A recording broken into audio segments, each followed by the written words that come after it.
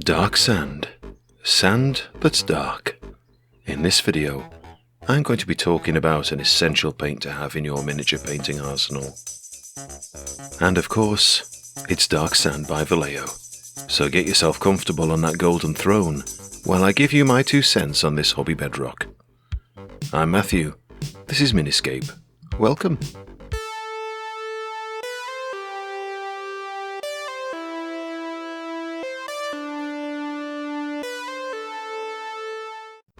I'm going to come out and say it. You need dark sand in your life. I use it all the time, and to good effect if I do say so myself. I first stumbled across dark sand many moons ago. I was getting back into painting miniatures, and my ancient pot of Citadel bleached bone was, well, dry as a bone. I wasn't painting anything bony, but the Space Marines were balls to nape in purity seals, cloth tabards and skulls.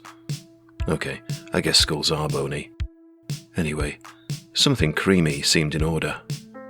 So I went to my local gaming store and ended up in Vallejo rather than Citadel. I'd sampled Vallejo before when I'd bought some paints for painting World War II models, and I liked the alternative pots compared with Citadel's, and thus did a love affair ensue. What's so good about this paint anyway? First of all, it's got great coverage. It covers a black undercoat straight out of the bottle, if that's what you fancy, and the consistency is smooth to boot. It also happens to be an excellent colour for base coating all sorts of details, but I'll share that with you shortly. It mixes with other paints to form pleasing shades. Mix it with orange to get a bronzed skin colour. Mix it with black to give you a warm grey. Mix it with green for something putrid. Indeed, I often mix dark sands with my base colours to create a warmer highlight compared to mixing the same colour with white instead. And I don't know, maybe that kind of thing's for you. So where do I use dark sand? Where don't I use dark sand? I've used it recently as the base coat for these Rogue Trader Howling Banshees. I imagine you couldn't go far wrong with using it on Deathwing Terminators also. It also formed the basis for the Nurgle component of my Retro Chaos collection. Obviously, it's the major colour on my Land Raider, my Predator, my Rhino, and all these Plague Marines. I can see a Death Guard army for Horus Heresy benefiting from this colour, for instance. Yet, dark sand is incredibly useful when painting all sorts of details. For instance, Space Marines often have purity seals, and I would paint those dark sand. They often have skulls on their armour and weaponry. I'd use dark sand for those too. When painting Chaos Space Marines, skulls are all over the place, as are horns. I'd like to use it for cloth as well. This Crimson Fist captain, for instance, had a lot of it going on. The inside of his robe, mainly.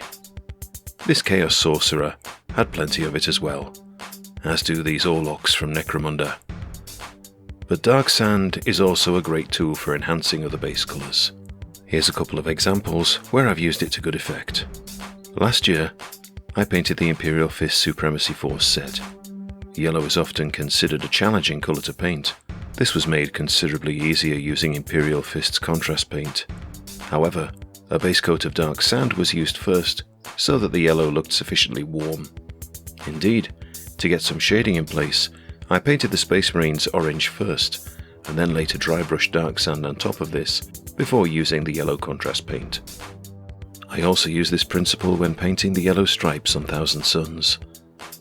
These were undercoated black, but the stripes on the helmet were painted dark sand, followed by some Imperial Fist's contrast again. When painting Inquisitor Cotiaz, the original sculpt that is, not the newer one, the fur on his cloak was highlighted by dry brushing with dark sand. I have found it useful to highlight cracked leather too, mixing with brown sometimes, and painting thin lines on a pistol holster. I used it for something similar on the trousers of this Orc warboss. Indeed, dry brushing with dark sand is something I do often, particularly on bases. At the moment, I'm painting my retro bases with AK green grass followed by a dry brush of dark sand. But it works on the other colour bases too.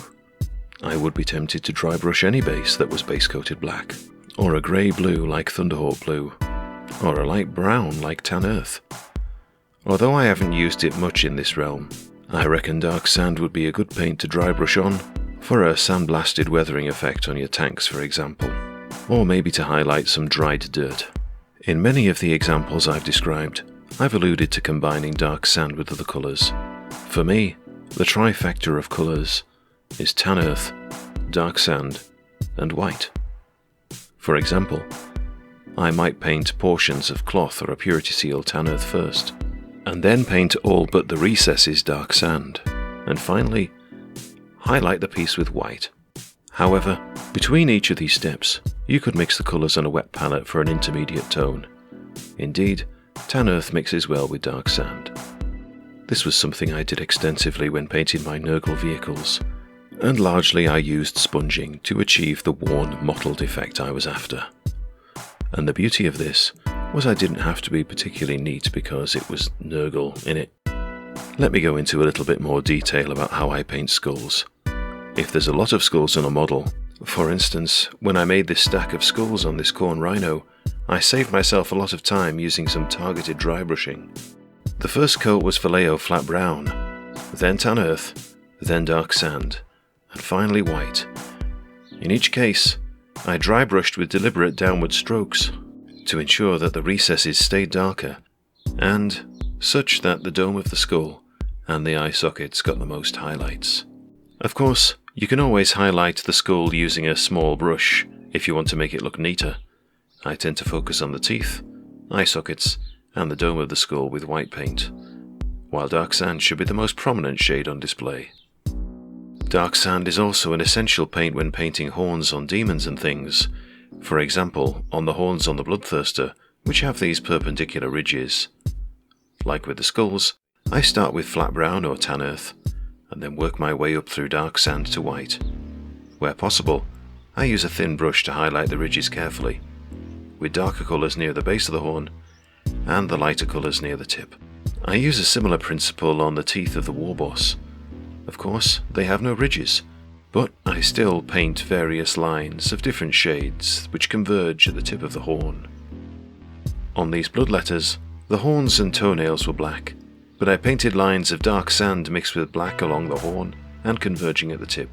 I then repeated this process using dark sand alone. Anyway, that's how I use dark sand.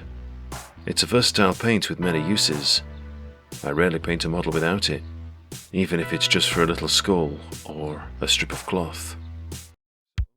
It's a base coating paint, a highlighting paint, for dry brushing bases and dry brushing skulls, a paint for bones and a paint for horns, a paint for cloth and a paint for seals, goes on smooth, nice and opaque, mixes with orange, mixes with black, and, well, you get the picture. Not on commission, by the way, but I really do like dark sand. But if there are any paints you couldn't do without, do let me know in the comments. And all the examples I have given in this video have their own video, so maybe spend a little time perusing my back catalogue. Perhaps there will be something you would enjoy. And with that, I better go paint some more minis. Take care, and thanks for watching. Dark sand, an essential paint. Dark sand suffers no restraint. Dark sand for painting cloth. Dark sand, or the wings of a moth. Dark sand for a smooth base coat. Dark sand for the horns of a goat. Dark sand can do weathering. Dark sand or gentle feathering. Dark sand.